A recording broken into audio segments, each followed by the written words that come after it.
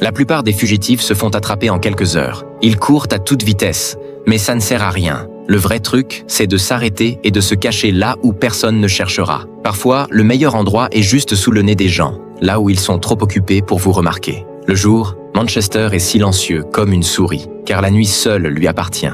La chasse à l'homme en plein jour entre dans son 3e jour. L'attention des gens est courte, ils se lassent vite. Manchester estime qu'il lui suffit de rester tranquille environ 1 mois. Au 8e jour, la police n'a toujours pas localisé le fugitif Manchester.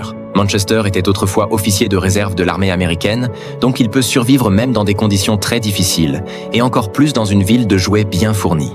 En regardant les infos le concernant, les interviewés le qualifiaient de génie, mais ajoutaient qu'il était aussi un idiot. Une fois ses besoins primaires satisfaits, il retourne au plafond pour dormir. Depuis que Manchester a appris à supprimer les enregistrements vidéo grâce au manuel d'utilisation, il se déplace librement dans la ville de jouets et a trouvé une cachette parfaite dans les présentoirs de la section vélo, un endroit où personne ne penserait qu'un fugitif puisse se cacher. Après un simple nettoyage, il y a mis un matelas et une couverture, plus besoin de se réfugier au plafond. Il a même aménagé une sortie arrière pour entrer et sortir librement. Il obtient facilement nourriture et informations de surveillance, se familiarise avec l'environnement et surveille la salle de contrôle à l'aide des caméras. Il observe les employés et les superviseurs, modifie furtivement les plannings et élargit sa zone d'action. Manchester estime qu'il doit rester invisible au moins 1 mois pour que la police relâche progressivement la chasse.